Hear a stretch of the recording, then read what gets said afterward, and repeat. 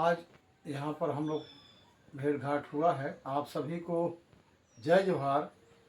Sir जी नमस्ते।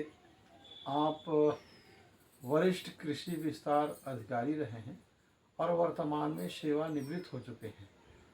तो मैं आपको नमस्ते करते हुए ये आप सबके लिए कुछ बातें सर से करना चाहते हैं। अपन लोग इस समय खेती बाड़ी का सीज़न है और पेपर ऊपर में देखते हैं फसल के बारे में कई प्रकार की जानकारी मिलता है और उसमें एक ठो आता है फसल बीमा। तो थोड़ा सा हम लोग फसल बीमा को न्यूज़पेपर सोशल में सुनते देखते हैं, लेकिन उसके बारे में जानकारी नहीं है। तो ये फसल बीमा योजना क्या है सर, इसको थोड़ा सा बताइए। चलिए, बहुत बहुत धन्यवाद सर। बहुत अच्छा विषय आपने उठाया है। फसल बीमा योजना एक प्रकार से ये किसानों द्वारा जो उगाया गया फसल है उसका आर्थिक सुरक्षा कवच है। अच्छा। ये योजना जो है प्रधानमंत्री जो फसल बीमा योजना है जी। इस योजना से पूर्व खलिहान दुर्घटना बीमा योजना, मौसम आधारित फसल बीमा योजना, राष्ट्रीय कृषि बीमा योजना, ये 3 प्रकार की बीमा योजनाएं जो है संचालित रही हैं। अच्छा। तो उन सब को एकीकृत करते हुए अच्छा रबी 2016 से ये राष्ट्रीय प्रधानमंत्री फसल बीमा योजना लागू किया गया है। अच्छा। और इस योजना के अंतर्गत जो भी फसल किसानों द्वारा उगाई जाती हैं अच्छा, उन फसलों को बीमा आवरण प्रदान किया गया है। अच्छा। और मतलब प्राकृतिक आपदा आदि की स्थिति में जैसे अनावृष्टि है, वृष्टि है, अतिवृष्टि है, सूखा, अकाल और बादल फटना, आकाशीय बिजली गिरना, नहीं इस टाइप से जो प्राकृतिक आपदाएं हैं इस स्थिति में फसलों का नुकसान होने पर अच्छा बीमा कंपनी द्वारा जो है किसानों को आर्थिक क्षतिपूर्ति प्रदान किया जाता है। ये तो अच्छा है। हाँ, लेकिन हमारे इस इतनी बड़ी माने बहुत सुंदर योजना को हमारे कृषक भाई शायद बहुत परिचित होंगे, बड़े लोग जो कनेक्टिविटी में माने विभाग से रहते हैं वो लोग, अन्यथा ऐसे आम जन नहीं जान पाते हैं सर। नहीं, ये योजना का इसका व्यापक प्रचार प्रसार विभिन्न माध्यम से, चाहे अखबार हो, हमारे कृषि विभाग है और उसके मैदानी अमले हैं और ये जो बैंक्स हैं इन सब के माध्यम से इसका व्यापक प्रचार प्रसार किया जा रहा है। अच्छा। और जो बीमा कंपनी है उनके द्वारा रथ निकाल कर भी गांव-गांव जाकर के इसका प्रचार प्रसार किया जा रहा है।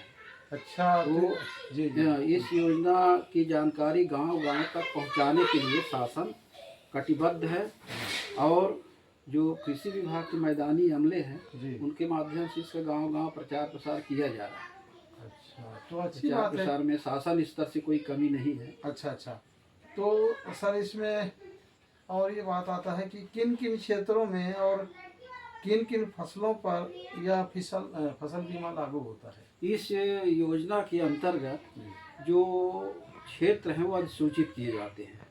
अच्छा। तो पहले जो है इस योजना के अंतर्गत जो अधिसूचित क्षेत्र रहा वो तहसील रहा। फिर उसको और विकेंद्रित करते हुए पटवारी हल्का बनाया गया। अच्छा। फिर उसको और विकेंद्रित करते हुए ग्राम पंचायत स्तर तक लाया गया और आज की स्थिति में अधिसूचित क्षेत्र ग्राम हो गया है। अच्छा। और ग्राम में जो अधिसूचित उन्हीं फसलों को अधिसूचित किया जाता है जिन फसलों का न्यूनतम एरिया 10 हेक्टेयर होगा।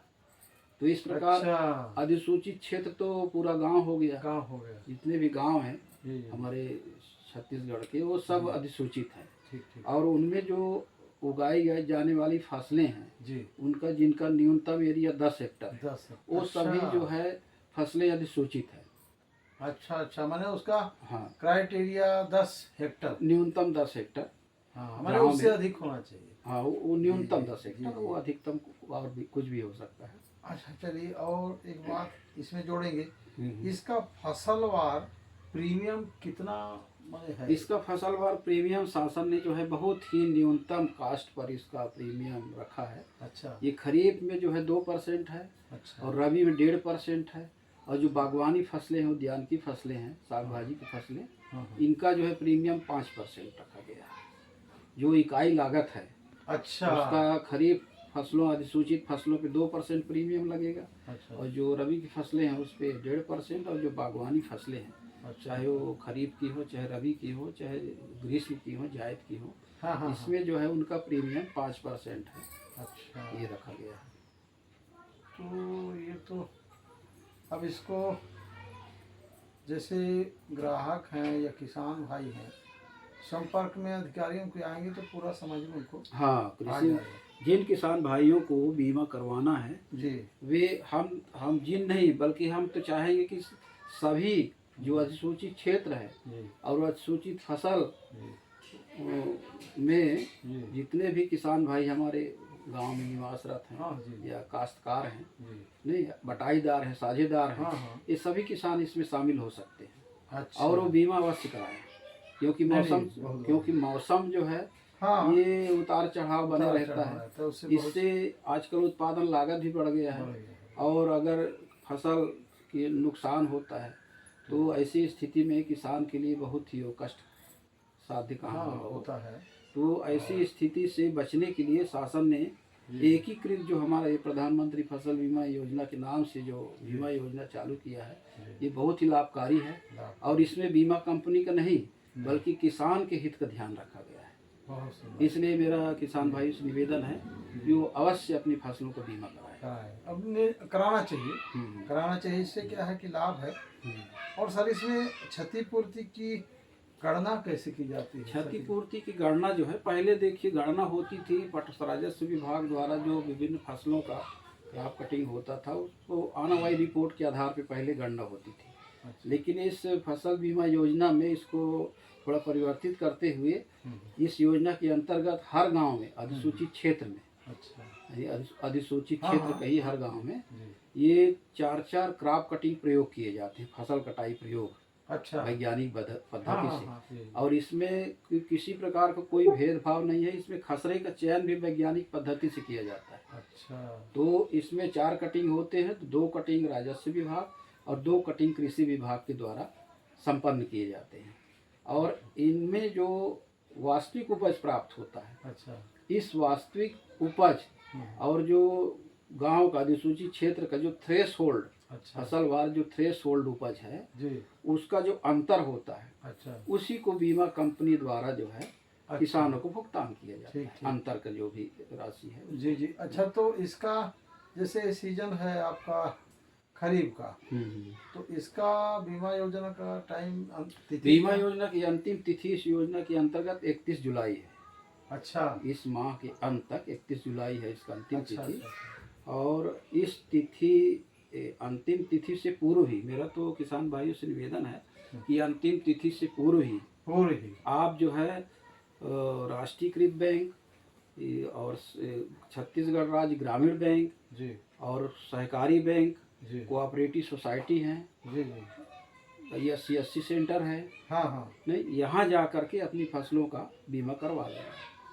और अच्छा इसमें जो दस्तावेज लगेगा जी वो दस्तावेज है कि जो B1 खसरा है, जी B1 और P2 अच्छा का नवीनतम, हाँ जैसे इस साल अपन फसल बो रहे हैं तो इसी साल का तो खसरा नहीं मिलेगा, जी वो तो गिरदावरी के बाद मिलता है। जी तो जी पिछले साल का यानी कि जी। 26-27 चल रहा है तो 25-26 का जी ये होना चाहिए खसरा, जी जी नहीं।